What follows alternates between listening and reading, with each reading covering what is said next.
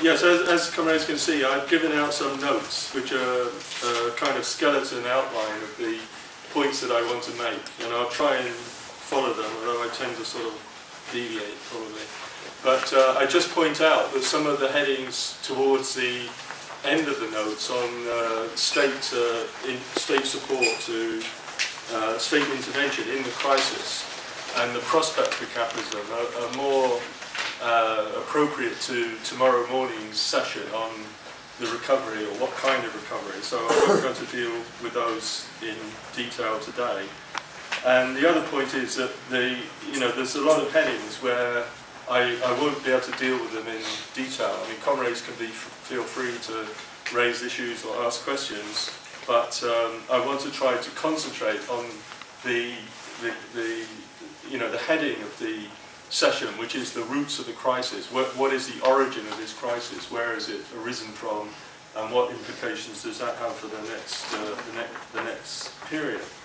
Now, as Ted said, we are clearly in an economic crisis, and even though there is some signs of it levelling out a bit in some of the main economies, that there's still rising unemployment. The majority of workers will feel the effects of crisis for much longer, even as growth picks up again. And also, while there's so-called fiscal stimulus at the moment to try to cushion the effects of crisis, that the workers will pay for that in the following few years, because it's going to result, obviously, in massive deficits. And capitalist governments of whatever brand are going to try to reduce those deficits through cutting back on social expenditure, on public sector jobs, and also through indirect means, probably, of imposing increased tax burdens on the working class. Now, this crisis is clearly the worst crisis since the 1930s. It's not as deep in many ways.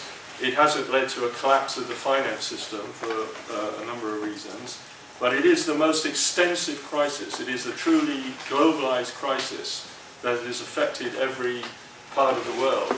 And under modern conditions, the kind of falls in production and loss of output that has taken place over the last 2 or 3 years, and may continue in some countries, obviously has a very severe impact politically on the working class, and also creates problems for the capitalist class.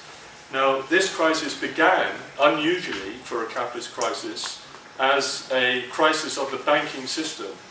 We tend to say finance system, but it was, strictly speaking, the banking system itself, which is the core of the finance system, for reasons that I'll come to in a minute. And then it spread to the so-called real economy through the credit squeeze. The shortage of credit led to a seizing up of production, of new production, of trade, of consumption, because people couldn't afford to buy things, and there was a kind of spiral that rebounded back onto the finance sector, making it even a more severe crisis, and then once again rebounding on production of goods and services.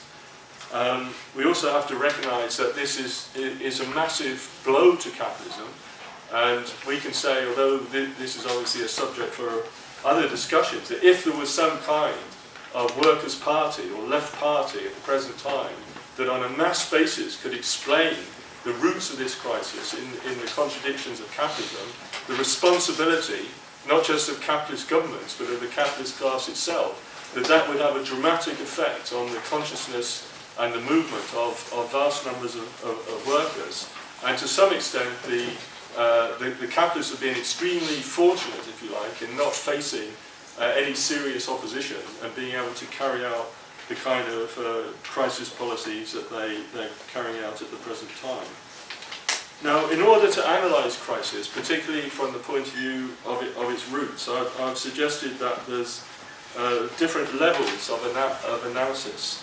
And there's obviously a level which I don't mention directly here, which is the basic level, if you like, of the inner contradictions of capitalism, and I'll touch on that a bit later. But the ones that I'm mainly concerned with initially are what phase of capitalism are we talking about? What is the kind of structure of capitalism in the current period? What are the international economic relations that are developed in this phase of capitalism? And what does that mean for the crisis? And on the other hand, more immediately, there's what we would refer to as the conjuncture, the immediate situation of the crisis that erupted in 2007 and is still continuing at the present time. Now, in the, there's a lot of discussion, and there's almost every day there's a new book on the collapse of Lehman's or why there was a financial crisis.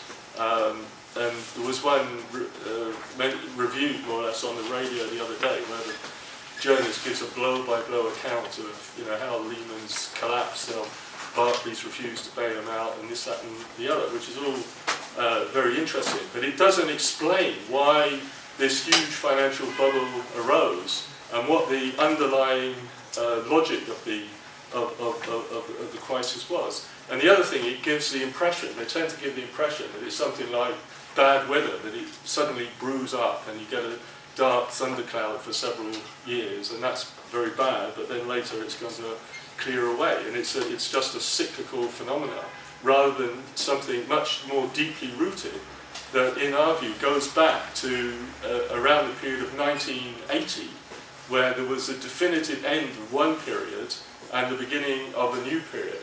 Now, the period that came to an end, which we generally refer to as the post-war upswing, sometimes as a post-war boom, was the growth of the Western capitalist economies from the end of the Second World War in about 1945. I say about because in the US the upswing started during the war in 1940. But that was a period of exceptional growth of capitalism up until the oil crisis of 1973, and then there was a slump in 74, 75, which marked the end of that upswing. Now we have to see, and I can only deal with this in a very sketchy way, that was an exceptional period of capitalism where, because the Western imperialism, the US and Britain and other allies of the US were confronted at that time with a rival social system in the form of Stalinism, of the Stalinist system in the Soviet Union and Central Europe. They were forced to make big concessions to the working class in the form of social expenditure, the so-called welfare state, of a certain element of redistribution through the tax system. And it actually had a very beneficial effect at that time for capitalism, in the sense that